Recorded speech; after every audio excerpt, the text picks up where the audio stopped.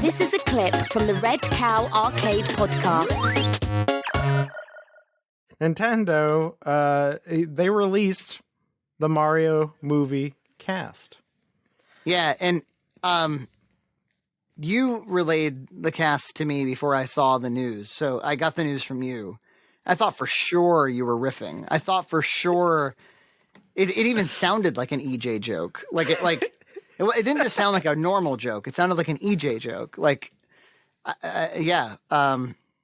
Jack Black as Bowser, Seth Rogen as Donkey Kong, Anya Taylor-Joy as yeah. It's me, Donkey Kong.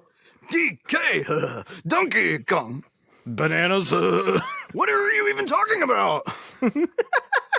That's mostly his improv. What does that even mean? And true. Charlie Day as Luigi and Chris Pratt as Mario. And then what's his name? God damn it. Keegan-Michael Key as Toad. Right, which is very goofy. Charles Martinet, the voice actor of Mario since N64. They're like, and he will be there too.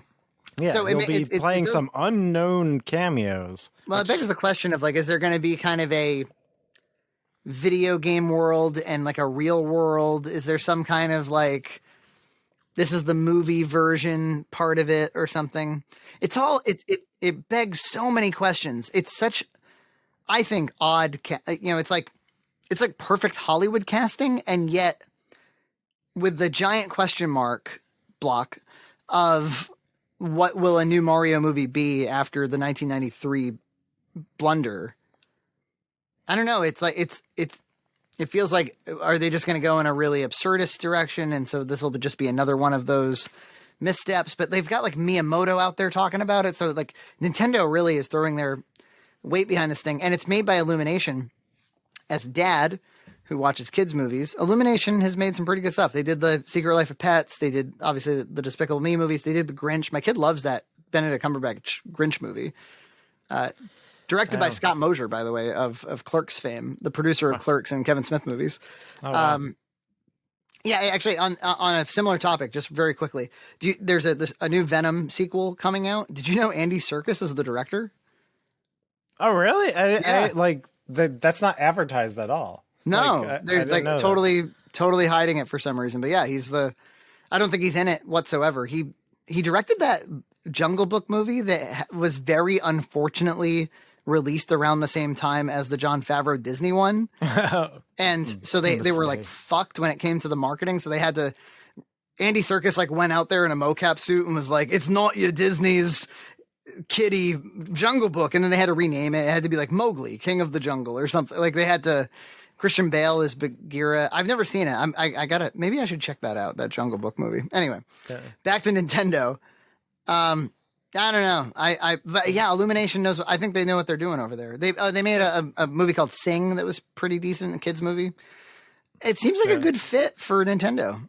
Yeah, I mean the casting sounds like a joke, but I mean it makes sense. Ever since Robin Williams was top billed on Aladdin, and that made Disney $1 billion, they were like, oh, I guess we have to do this all the time now.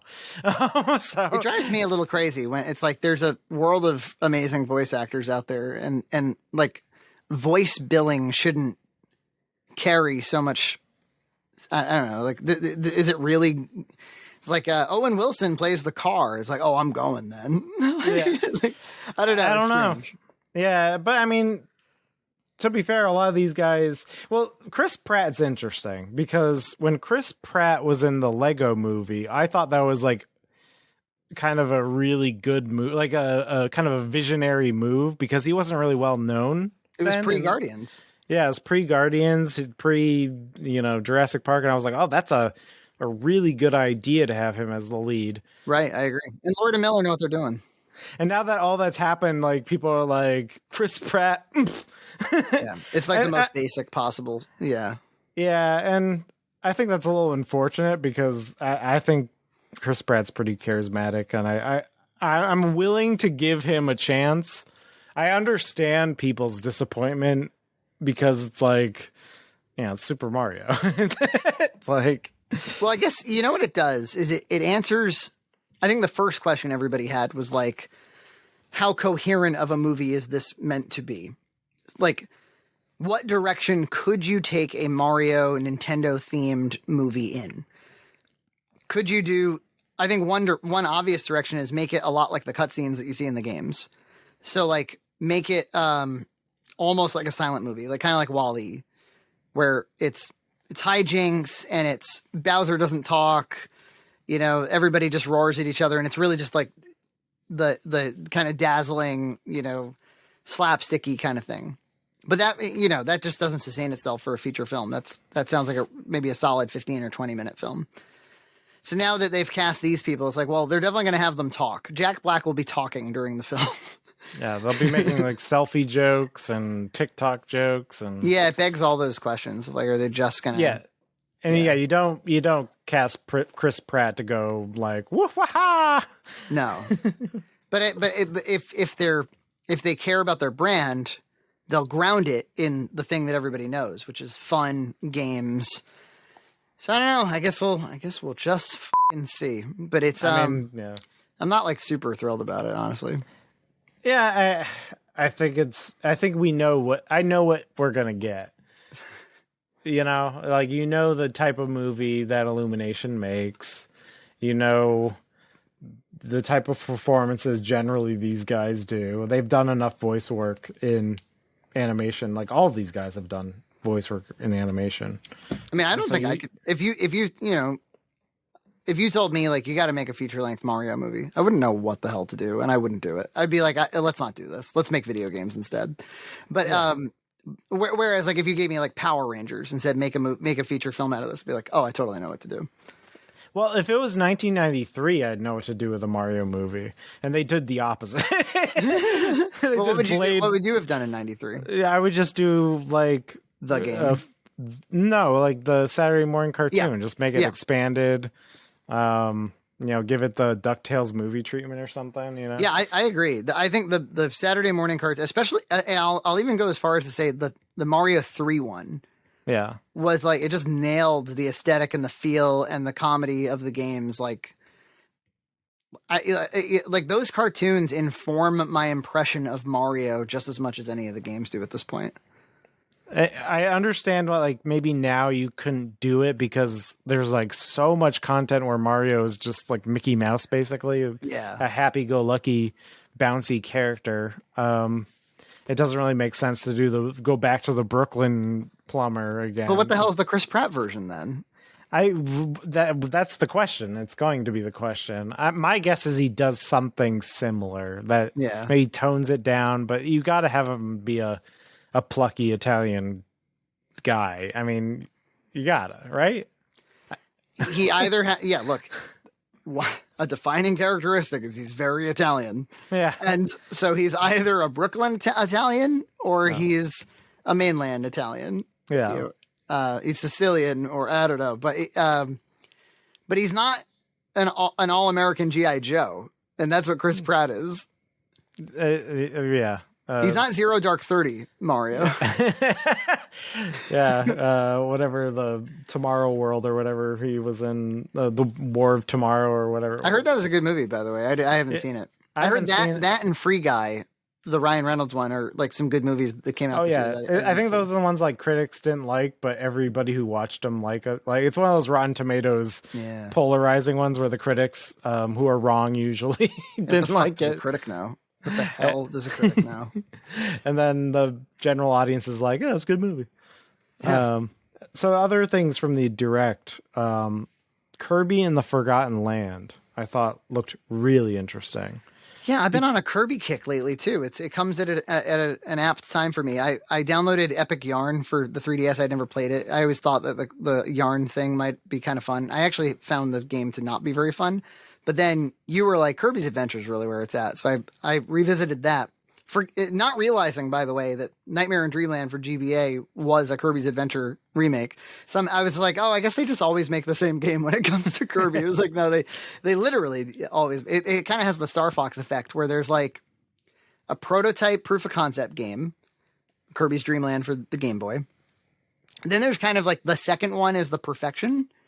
And then everything after that's like a remake spin-off of that perfect one. That's kind of what happened with Kirby too, I feel like. But yeah, like I love Mario 3D Land or 3D World, obviously, and I love like Mario Odyssey. I love really solid 3D platformers where that's truly what you can call the thing, is a 3D platformer.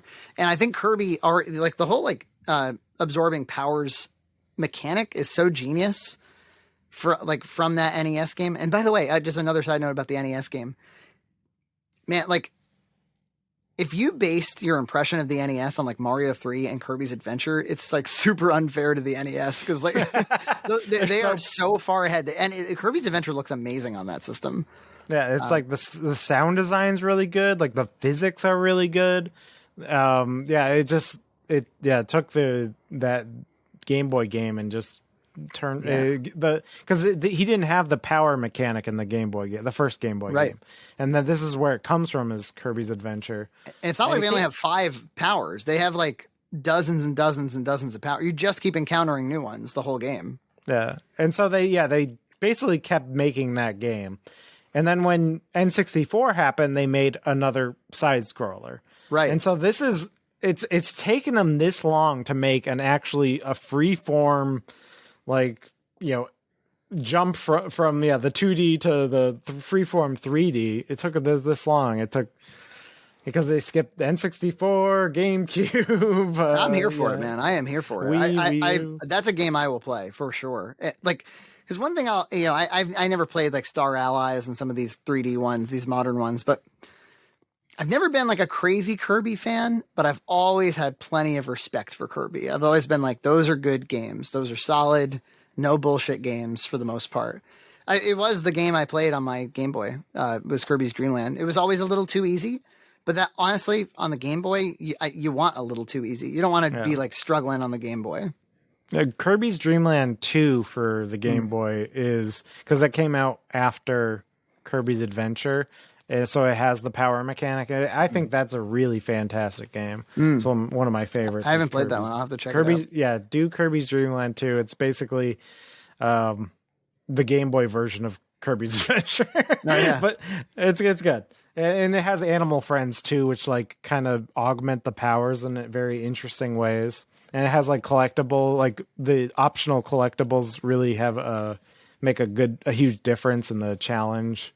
And like gives you an alternate ending and stuff like that. I only had 2 Game Boy games. I had that, Kirby's Dream Land 1, and I had Super Mario Land 2, 6 golden coins. And I was like, the graphics on this thing are pretty solid. But it turns out I had the 2 best games for the whole system. Yeah. I think if I were to pick like 3 Game Boy games that you could like live for the rest of your life, it'd be like Link's Awakening, Mario Land 2, and Kirby Dream Land 2. Isn't there like a decent Castlevania or Metroid on there too, or not really? Not really. I mean, not in my opinion. Some people will say that, but they're wrong. Well, so yeah, I'm totally gonna buy that, and then I love the setting too because it's kind of like post-apocalyptic. It's very, I dig that. It's very like different for Kirby. But other than that, they had the N64 and Genesis on the Nintendo Online service, which it seems like you have to actually buy more. I have service. a lot to say about this. Which there's not much on the service as it is. Yeah, I mean, for one thing, like, I guess their logic probably is like, well, it's $20 a year right now, and that's compared to other online subscription services. We think that's reasonable, and plus we're giving you this added content and stuff. But you also have to consider that, like, there's also this Game Pass thing that Nintendo doesn't have an equivalent of, and the closest they have to it is like, we'll rehash our old games yet again. And they're always running into licensing problems with them. But ever since the SNES Classic came out, there's been questions about like an N64 Mini, and that's one that we always knew, like, okay, you can re-release your SNES games through emulation really easily. You can do that with Genesis. You can do that with NES. There's with all these fucking arcades that I'm surrounded by with emulation and the handhelds and everything else. I'm like, I have a million ways to play, not just the ones that you hand feed me, but any game I can play all the Vectormans I want. So I'm not that excited. I'm certainly not excited by your $50 USB Genesis controller or whatever. But the N64 thing is intriguing because they've never nailed N64 emulation. And so there's not a lot of great ways to play N64, even on original hardware. I mean, the RGB, the analog television connector to new TVs isn't going to look good. So N64 like has been left behind. And, you and I have talked about like those games haven't aged very well, but there's the one thing you can say about N64 is that the great games for it were really great, but we're covered when it comes to Mario 64. We've got it. Yeah. I saw a compilation of people reacting to this Nintendo Direct. Now, I know that every announcement thing comes with people on the internet screaming, but there was a compilation of every time they like when they showed, I guess they did a reveal of like the Ocarina of Time main menu. And it's just one person after another sitting in front of mics like the ones we have, screaming their heads off for Ocarina of Time as if it's a new game or something. Like, guys, it was available for like $10 on the Virtual Console and the Wii U. Okay, nobody was screaming then. It was released for 3DS. I'm sure you have it. Like there's always been ways to play that game. Yeah, and when it's now, I know what you'll say to this, but if your whole thing is like, yes, but it's on a high resolution screen, portable. If you're not going to let me launch that thing when I'm off the internet. Yeah, I mean, well, I usually tether my Switch to my phone, so it's not really that big a deal. But what if you're on a plane, motherfucker? What if you're on a plane? This is what you do. Before you get on the plane, you launch up the app on your phone, and then it's fine for like a few hours. Or maybe even does like it have like a timeout or something? I think it times out after a few days or something. Yeah, they're gonna have to figure that one out because you could argue that all of the 8-bit and 16-bit games are kind of like low commitment, even though Link to the Past is no low commitment. But these are all longer games. Like, come on, like I shouldn't have to have an internet connection to play my local hardware, right? Yeah, it's kind of like obsessive DRM, but yeah, I think what people were excited about when they're screaming into their Shure microphones, I think they're excited for the concept of multiple N64 games. I think that was the implication of that reveal. I guess it wasn't a great lineup. Yoshi's Story sucks. N64 Dr. Mario, yeah, thanks. Banjo-Kazooie is pretty interesting. Yes, but I'll say that if you want the premier Banjo-Kazooie experience, you get yourself an Xbox and you buy for $30 Rare Replay. It's 30 Rare games. It includes Conker's Bad Fur Day. It's got all the Banjo-Kazooies, Banjo-Tooie, Banjo Nuts and Bolts JonTron video. I've never played that game. Yeah. It's got this Jetpack one. It's got Battletoads Arcade. And the Banjo-Kazooie release for that is 16:9. It's 1080 upscaled. I don't know if they'll do all that for. Well, no, I know they won't. They didn't even do it for Mario 64 for 3D All Stars, which was already released. And there was some. I remember somebody shouted into their Shure microphone. They were like, I don't remember which game it was, but they were like, and which hasn't been released except for the Virtual Console on Wii. I was like, man, it's been released in a way that many people bought it. Yeah, it's not like when I did my Super Nintendo video recently, Illusion of Gaia, which hasn't been released like in a few decades. And what they did announce was ActRaiser, which is kind of interesting. And isn't there like a new one that they just made too? Like it's a remake of ActRaiser, which is so funny because somebody just commented on my video. It was like, hey, what do you think about ActRaiser? It's I'm like, I like it. I like it. It's good. And then they, announced it. It was like some weird synchronous stuff happening in reality that kind of got me. But one thing that did seem cool is the online multiplayer. I'll give them, if you can play Wave Race with a friend online, that's pretty. I'm not going to do it, but that's pretty neat. And I'm actually a little bit curious about the wireless N64 controller because I want to know, does it have like a memory pack in the back? Does it have rumble? What's the stats here? What's the stats on this? I was trying to think. I was like, okay, but seriously, what would be the best way to play N64? And I was thinking probably if you got an EverDrive cart of N64 and you loaded it with every ROM and you played it on original hardware and then you had an HDMI converter. Yeah. that actually is probably your best bet. I think it's got to play out of that original hardware if you want to play games that will otherwise go unreleased. You got to play with that Trident, the Trident controller. Yeah, exactly. I saw this. I get advertised this sort of stuff because my phone's listening to me all the time. Yes. But somebody released this gorgeous controller. It's the Pro controller for the Switch, but it's designed exactly like a GameCube controller, where it's got the C analog stick and it's got the same kind of placement for the buttons. I got that really same robot who spies on me gave me the same ad. I think we get all that stuff because I'm sure like it even factors in the phase like, well, EJ and Frankie know each other, so get them both and they'll talk about it. And it figured all this stuff out before we were born, unfortunately. But yeah, other than that, like with Nintendo Directs, like I don't really care about Splatoon 3. I don't care about Bayonetta 3. Right. So some people do. Like I'm not a multiplayer person, so Splatoon has never appealed to me. I don't like it. It's you cover things in paint and then you're done. And then and you lose too because the first time you play, the second time, the 1,000th time you play, it's with people who have played 1,000,000 times. Yeah. Like, oh, this was fun. Thanks. Yeah.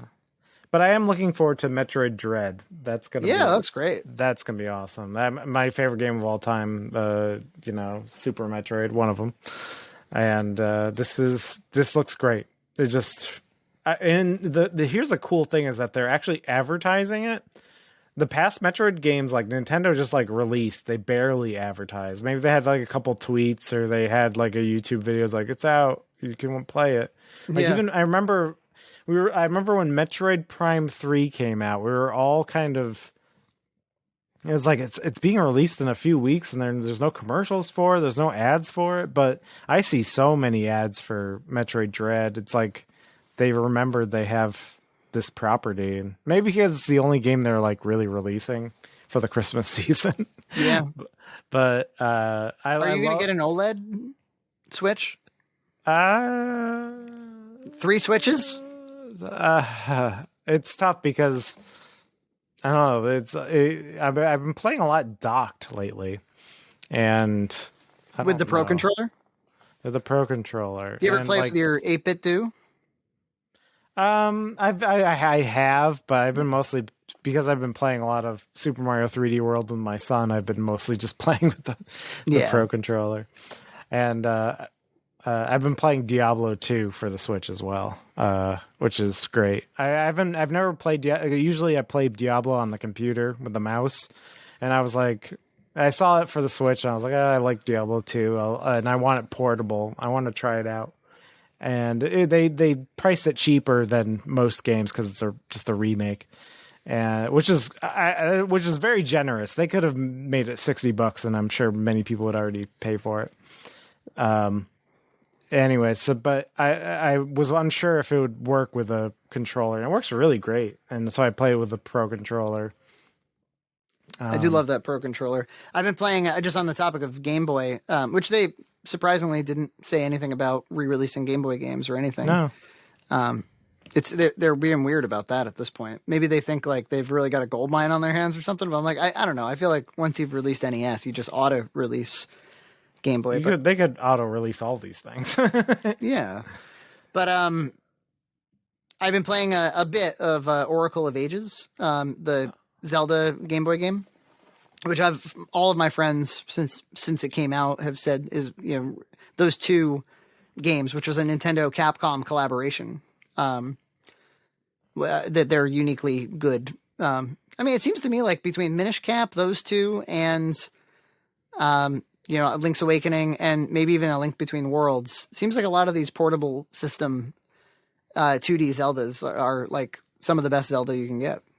Yeah, I mean, it's one of those things where you have this formula that A Link to the Past pretty much perfected, and sometimes, if it's not broke, don't fix it. Just keep making really good versions of that, and I'm fine with that. And like, I feel like Metroid Dread's a little bit of that as well. Mm-hmm. It's a side scroller. It looks doesn't look unlike any of the other Metroids. Just make really good versions of that. You know, it's another series that was like that for a long time was Castlevania, which actually was also announced at that Direct. The GBA Castlevania, ones. the GBA ones were released on the Switch, which is great. I'll get them if they go on sale. I'm not going to get it because I already have them for the GBA and I have them on my arcades. I can play it. You have them on your Fire Stick or whatever it is. Yeah, yeah, I know. It's like I don't need them, but if they went on sale, I'll like for because the NES collection went on sale for $5, and I picked it up. It was great, and it comes with like Castlevania 4 and Bloodlines. So if for $5, I'll pick up all those. Sure. 2 weeks later. So the other day, I went to I was Best in a Buy. fugue state, like Walter White, nude in a gaming store. And I was picking up some hard drives for work, and there was the Switch here. It's the the OLED version. So I got it, and you don't have any OLED TVs. I don't. I actually have a plasma TV, which is pretty old, but the colors are great. They're great on it. So I don't really have a desire to get a new TV. But well, okay, so I'm sure you've played the OLED Switch on your plasma. How does that look? It looks the same as always. Well, then why did you buy it? For the portable? The portable, because you know. So I was talking about how my eyes are aging, and that's kind of funny because I got this little handheld. And it definitely, but the thing is, I play it for only like 10 to 15 minute stretches. Like if I've got a spare minute while I'm rendering video during work, or if I'm on the toilet, it's fine. My eye strain doesn't kick in. But if I'm doing a long play, like if I'm playing Super Mario, not Super Mario, but if I'm playing Metroid Dread or something, yeah, the eye strain on the original Switch is a real thing. But playing it on the OLED with the better contrast and it's bigger. It's much bigger than I thought, the screen. And then when I went to my old Switch, I was like, oh, those bezels are huge on the old Switch. It's much better on my eyes. The contrast is so much better. Yeah. So talk to us about Metroid Dread. Tell us about out. your history with Metroid in general. Have you always been a fan? Well, for those of us who watched the SNES video, we know that it's a very special game in the SNES library. Were you an NES Metroid guy? Yeah, actually, I would go over a friend's house when I was, Nintendo was the only thing on the game, NES, and they had Metroid, and I would play it, and I liked it because it was so weird. It was weird. It's a very creative game for the NES. I love when the NES stretches, and that's a good example of the NES stretching. Because you could go up and down, like there was vertical sections. There was, it was just very. I loved how creepy it was. It's inspired by Alien, which I didn't watch at the time, but I loved Alien later in life. So the atmosphere, I love the music. The music is so moody, like especially when you get into those like little the item areas where it's like dee doo dee doo, and you're just like, oh, this is off-putting. So there's everything about that game I loved. And so when Super Metroid came out, I played a little bit of Metroid 2 because like kids would bring their Game Boys to schoolyards, and I would be like, "Oh, I know Metroid. I played on the NES," and I played a little bit, but it wasn't really in my life much. But then when Super Metroid came out, and it looked like a supercharged version of the NES version, it was everything. It was everything I ever wanted, and I've been waiting. Not unlike Castlevania or Zelda. A lot of game franchises followed that kind of progression, where it was like, this is really impressive on the NES, and on the SNES, it just takes it to this like magical level. Yeah, because we were talking about how a lot of games in the NES and Super Nintendo era kind of copied arcades. Yes. And these were games that were like, what else can you do on a console? Yeah. And What does it mean to be an at-home experience? Yeah, they hadn't figured that out quite yet. And these were the first time. These games were the first time where it was like, oh, well, you can make this exploring game. You can make these puzzles. You could do this, and so that's definitely formative. And I love the Metroid series ever since. You know, so the last Metroid game in this series, because there's been spin-offs like Metroid Prime and things like that. But the last Metroid game in this series was Metroid Fusion, which was like 2001, so it was like almost 20 years ago. DS game. It was a GBA game. Game. And so this is the sequel to Metroid Fusion 20 years ago, and it's great. I love it. It's got great atmosphere. It's got a great style to it, especially on the OLED screen, because like the contrast is really good in the game, so the screen really brings that out with the blacks and the colors. I haven't gotten too far in it, so I don't know much of the story, but so far, like some of the entries in the Metroid series, like Super Metroid, I thought was perfect, where it was very atmospheric and it did a lot of show not tell kind of gameplay and story. And then Metroid Fusion was like very like we talked about this, where the GBA had a lot of talky games where they're just telling you all sorts of stuff you didn't even want to know, and characters were talking way too much, and it definitely succumbed to that. But this one learned from that, and also other games in the Metroid series, like Metroid Fusion and the Zero Mission, which is a remake of the original Metroid. They're a little handholdy. Like they showed you where to go a lot, which I can give her take or leave, because sometimes I don't want to think and I just want to like go through the game. We were talking about how like it must be challenging for game designers to figure out just how much to risk letting the player get lost in a maze, because getting lost in a maze for too long or not knowing where you're supposed to go doesn't make for a very engaging experience unless it's a really good puzzle. Like otherwise, it can feel like the game is broken. Like we've all been there, I'm sure. Like where you're just like, you know what, I'm going to turn it off for the week, month, because and when you think about going back to the game that your current character is lost in, you're like, oh, I don't want to play that game right now. Metroid Dread, I feel like balances that just enough. Maybe it's a little unbalanced in maybe you could get lost a little bit more than their previous Metroids, but I like that because I understand the language of Metroid at this point in time. So like when I see certain things in the map, I'm like, oh, I know I have to go there. So there's a little bit of a learned aspect to it, and I'm not sure if newcomers will glom onto that, but as somebody who's been a fan of the Metroid series since the age of 4, I'm fine with that. I was listening to a few years ago. I was listening to an interview with Trey Parker, the South Park creator, and he was talking about video games and how he and Matt Stone are very different kinds of video game players. That Matt is more into Halo and kind of the high stimulus games, and Trey likes puzzle games, RPGs, and that sort of thing. They were talking about it because they were developing Stick of Truth and In the Fractured Butthole and stuff. And Trey was like, they were playing, I think, Breath of the Wild at the time.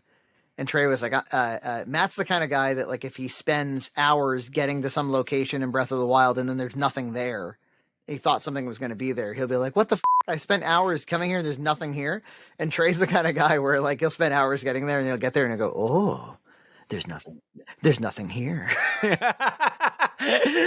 But I've been having a lot of, like, Metroid Dread is great. But what I have been thinking about while playing it is that I think I'd rather a 2D art style, like because everything is 3D models and 3D backgrounds, and it is beautiful. It is beautiful, but something in me is like, I really wish they made a Metroid that just made like really high res 2D graphics, like Rayman Legends was the example I gave you earlier. Was Yep. Where A they 2D have animated style. a 2D animated, really like beautiful modern style, hand drawn. There's something we talked about it with the Batman movies and then with the Star Wars Visions movies. There's something self-assured about 2D animation that 3D animation doesn't have. And I think it's because like keyframe animation is a more deliberate style of animation. You have to sort of, whereas like 3D animation leaves a lot to the engine, maybe. You know what I mean? Yeah.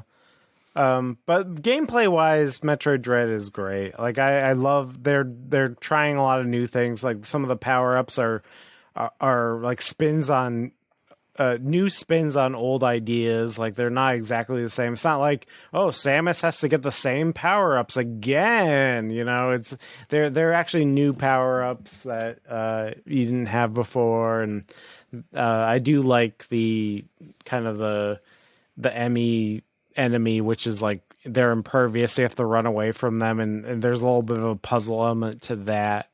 So it's made itself distinct and new, and what I like about it is it's a 2D game that's treated like a AAA game. Mm-hmm. You know, like so many of these 2D games are just indie throwaway trash. You know.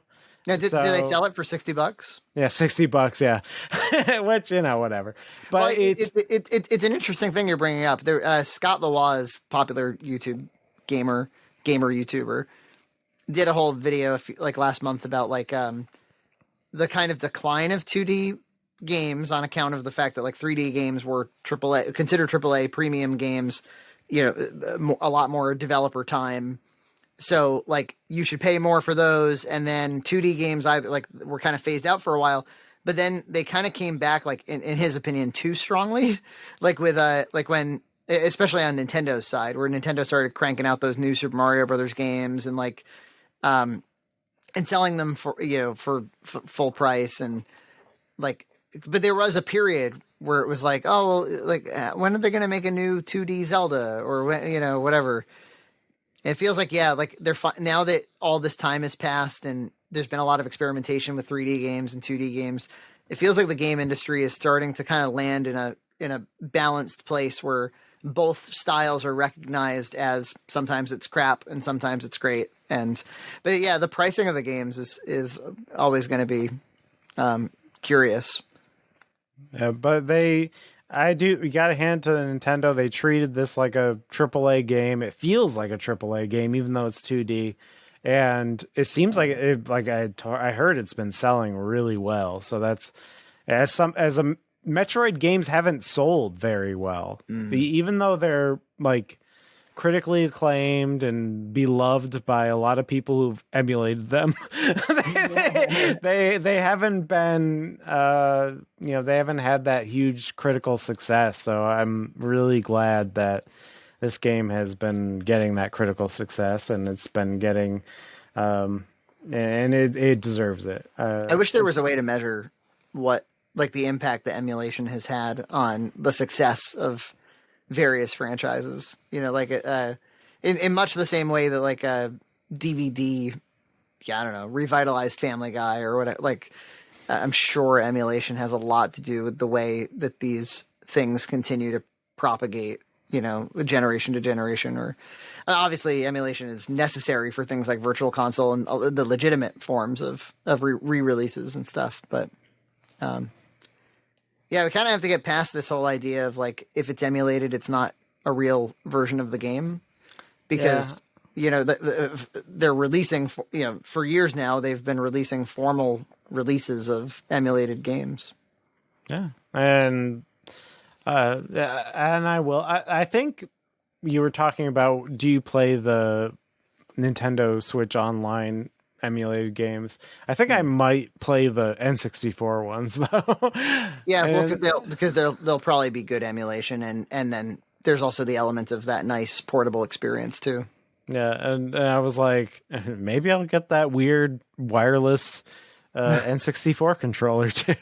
It's kind of appealing on some level. I mean, I don't like I won't There's get the nothing for- Genesis one, but yeah, for $50. There's nothing for me that says like, oh yeah, that's how you want to play Mario 64. Like I want to play my ideal way to play Mario 64 is with well, actually the ideal way is on my RG 351P, the native 60 FPS version. That was like the best experience I've ever had with that game. But like I would much prefer the Switch Pro controller to the original N64 controller. I mean, it's just a better controller. yeah. You don't need the C buttons to have a true. Hopefully, you don't need the C buttons to have a true experience with these games. And the same goes for Ocarina. I played through Ocarina at a time on the Wii U because they released that on the Wii U Virtual Console. That was a great experience actually because it was it was portable in my house. Yeah. I like that Wii U. I'm here to defend the Wii U at all. Yeah. I played through Majora's Mask on the Wii U, and it was Nice. really great. And N64 will benefit from emulation the most when it's well emulated, because the RGB output for that system is just unacceptable. So just to wrap up the Yeah. Switch OLED screen there, is it worth it? I would say no. Okay, so if you already have a Switch and your eyesight is okay, you don't have to get it. The LCD screen is pretty good. Like Until they release an exclusive game.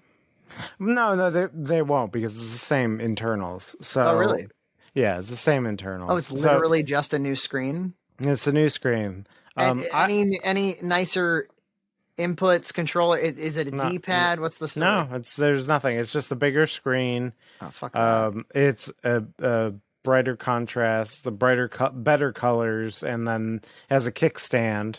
The kickstand's better. The kickstand's like leagues better. So if you want to play stuff on a tabletop, it's leagues better than the other one. I never have wanted to. No, I mean maybe if I wanted to use motion controls like with a tabletop, but yeah, I'd like Mario Galaxy comes to mind because that was really made with motion controls. I find the portable experience totally acceptable. So, so unless you have like a very specific eye issues like I do, I don't recommend it if you already have a Switch. Subscribe to Red Cow Entertainment on Patreon for full episodes every other week.